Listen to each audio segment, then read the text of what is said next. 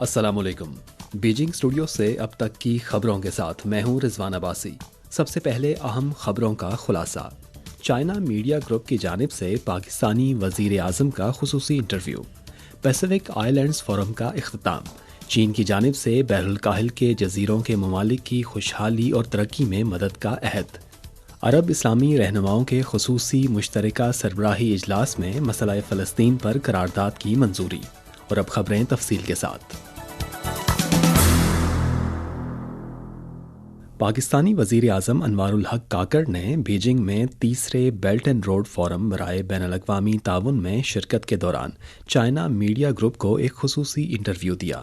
Belt and road initiative की मुश्तरका तामीर की 10वीं सालगिरह के मौके पर सदर शी जिनपिंग ने इस फोरम में बेल्ट एंड रोड की आला मयार की मुश्तरका तामीर के लिए चीन के 8 इक़दामात का ऐलान किया। इस हवाले से अनवारुल हक काकड़ ने कहा कि मैंने सदर शी की तकरीर में एतमाद का एहसास देखा है। वो दुनिया के सामने इन इक़दामात की तजवीज़ के लिए काफ़ी पुरएतमाद हैं और वो दुनिया के तमाम ममालिक से चीन के साथ हाथ मिलाने और आगे बढ़ने की अपील करते हैं। मैं चीन की तरफ से तजवीज़ करदा बेल्ट एंड रोड इनिशिएटिव की मुश्तरका तामीर के अमल में पाकिस्तान की शराकत दारी का इयादा करता हूँ। मेरे ख्याल में ये पाकिस्तान के लिए एक तारीखी लम्हा है। इस वक्त पाकिस्तान को अपने समाजी और इंतज़ामी ढांचे और शहरी मनसूबाबंदी की तब्दीली को भरपूर तरीके से फ़रोग़ देने की ज़रूरत है। सदर शी जिनपिंग का अजीम तसव्वुर हमें मौके से फ़ायदा उठाने की दावत देता है और हम इसके लिए पुरज़्म हैं। वज़ीर आज़म काकड़ ने कहा कि हम तवक्को करते हैं कि चीन पाकिस्तान इक़्तिसादी राहदारी की तामीर दूसरे मरहले में दाखिल होगी। हमें उम्मीद है कि तामीर का दूसरा मरहला पाकिस्तान के लोगों के ज़रिया मौश, रोज़गार और बुनियादी ढांचे की तामीर पर ज़्यादा गहरा असर डालेगा। वज़ीर आज़म काकड़ का कहना था कि बेल्ट एंड रोड इनिशिएटिव की मुश्तरका तामीर और साबिका कसीर जहती मैकेनिज़म्स के दरमियान सबसे बड़ा फ़र्क ये है कि बेल्ट एंड रोड की मुश्तरका तामीर दुनिया को बदलने के लिए ताकत के बजाय मुआशी ज़राए पर इन्हिसार करती है। चाहे आलमी सतह पर हो या इलाकाई तौर पर, चीन बेल्ट एंड रोड की मुश्तरका तामीर के ज़रिए वाहिद सकाफ़ती शनाख्त नहीं बनाना चाहता, बल्कि वो तमाम ममालिक को साथ लेकर चलता है। वज़ीर आज़म काकड़ ने बीजिंग में चीन के सदर शी जिनपिंग से भी मुलाकात की। सदर शी जिनपिंग के बारे में अपने तासुरात का इजहार करते हुए उन्होंने कहा कि मैंने सदर शी जिनपिंग का जोश उनके रवैये से देखा। वो एक अक्लमंद इंसान और आला सलाहियतों के हामिल लीडर हैं। हमें उनकी क़यादत से मज़ीद तहरीक हासिल करनी चाहिए। उनसे सीखने के लिए बहुत कुछ है और मैं हमेशा उनसे सीखने का ख़्वाह हूँ। 10 नवंबर को फ़िलाडेल्फिया ऑर्केस्ट्रा के दौराए चीन की 50वीं सालगिरह की याद में एक concert national centre for performing arts में पेश किया गया। 1973 से फ़िलाडेल्फिया ऑर्केस्ट्रा ने चीन और अमेरिका के दरमियान अफ़हाम व तफ़हीम और दोस्ती को बढ़ाने में अहम किरदार अदा किया है। ये दौरा फ़िलाडेल्फिया ऑर्केस्ट्रा और चीनी अवाम के दरमियान निस्फ सदी पर मुहित मौसीकी पर मबनी दोस्ती का तसलसल है। 1973 में फ़िलाडेल्फिया ऑर्केस्ट्रा ने पहली बार चीन का दौरा किया और एक सकाफ़ती सफ़ीर बन गया, जिसने चीन अमेरिका ताल्लुकात में सरदमहरी को कम करने में अहम किरदार अदा किया। इसके बाद से फ़िलाडेल्फिया ऑर्केस्ट्रा ने 12 बार चीन का दौरा किया। 10 नवंबर को शंघाई में छठी चाइना इंटरनेशनल इम्पोर्ट एक्सपो का इख्तिताम हुआ। आलमी सतह पर एक बैनुल-अक़वामी अवामी भलाई के तौर पर CIIE पूरी दुनिया की कंपनियों को चीन की तरक्की के मुनाफे को बांटने के वसी मौक़े फ़राहम करता है।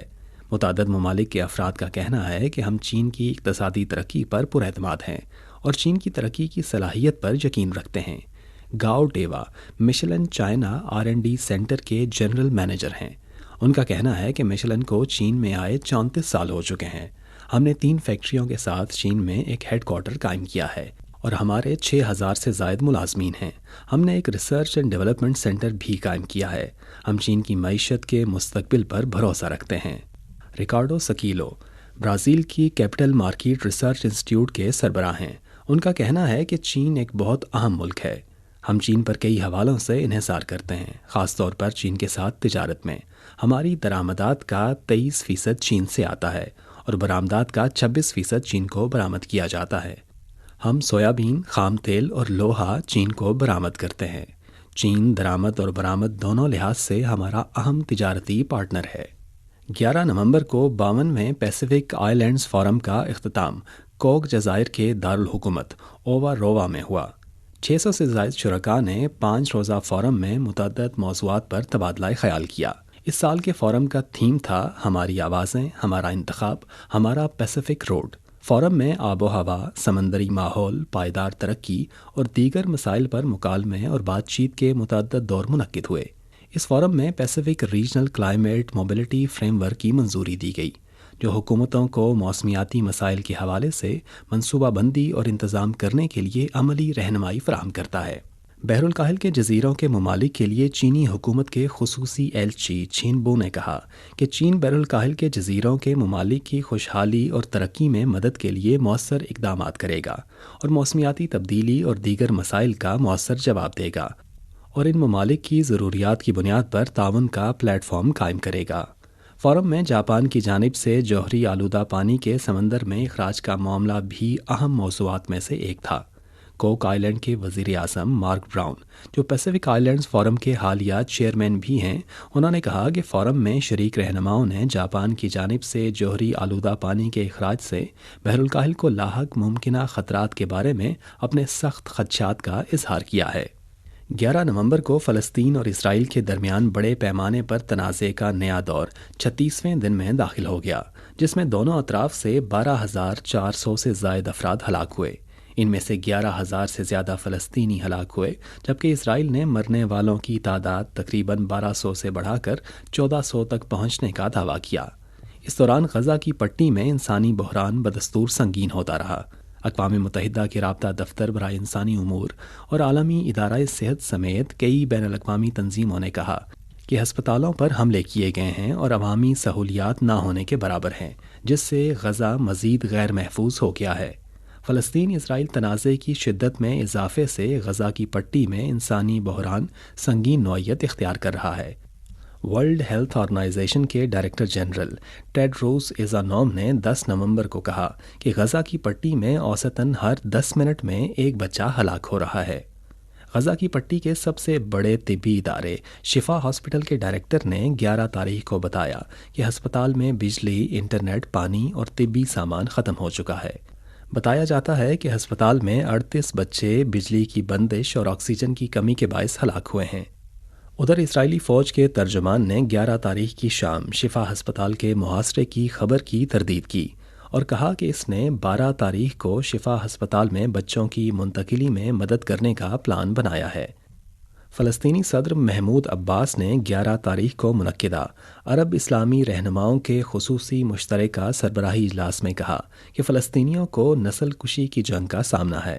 عباس نے امریکہ سے مطالبہ کیا کہ وہ اسرائیل پر دباؤ ڈالے کہ وہ یہ نسل کشی کی جنگ بند کرے۔